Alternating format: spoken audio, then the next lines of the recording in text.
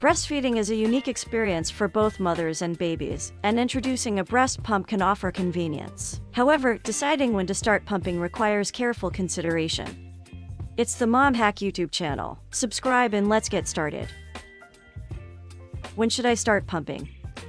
You should start pumping when it makes sense. Start pumping when there's a specific need, such as when the baby is unable to breastfeed due to medical reasons, when the mother is returning to work, or when there's a desire to build a stash of expressed milk. If your baby is premature or has special needs, for example, and you are unable to nurse them from birth, it's critical to start pumping as soon as possible. Other new moms will wait a few weeks before they start pumping. In the early days after birth, focus on establishing a solid breastfeeding routine. Direct breastfeeding helps stimulate milk production and ensures that the baby gets the essential colostrum and nutrients. It's crucial to ensure that the baby has a good latch and is effectively transferring milk during breastfeeding sessions. This helps establish a healthy milk supply. It generally takes a few weeks for a mother's milk supply to regulate and become well established. By the time baby is 4 to 6 weeks old, breastfeeding should be well established, and you'll likely have enough time between feeding sessions to pump extra milk that can be stored for later use. If you're planning to go back to work, start pumping 2 to 3 weeks beforehand to get the hang of it and build up a stockpile of milk. Pumping too early and too frequently can signal the body to produce more milk than necessary, potentially leading to engorgement and oversupply. Strike a balance that suits your breastfeeding goals. What are the benefits of pumping?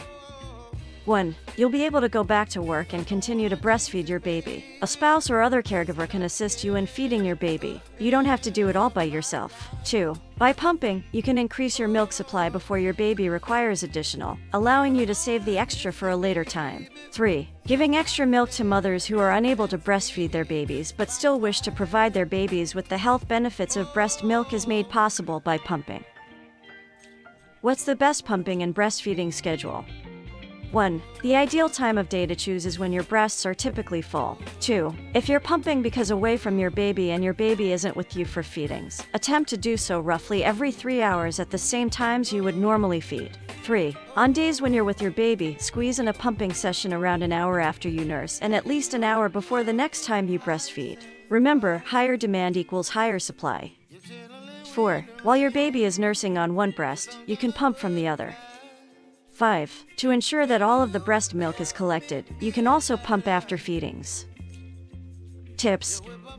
1. Choose the right pump. Invest in a good quality breast pump that suits your lifestyle and needs. You can buy manual, electric, and double electric pumps. 2. Start with short sessions. Begin with short pumping sessions to allow your body to adjust. Pumping for about 10 or 15 minutes after a breastfeeding session can help build a small stash without signaling your body to overproduce.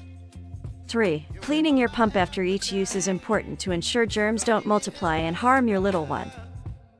Deciding when to start pumping while breastfeeding is a personal choice that depends on various factors. Pumping is not necessarily. You should pump only if there is a need for it. Remember, if you have specific concerns or questions, consulting with a lactation consultant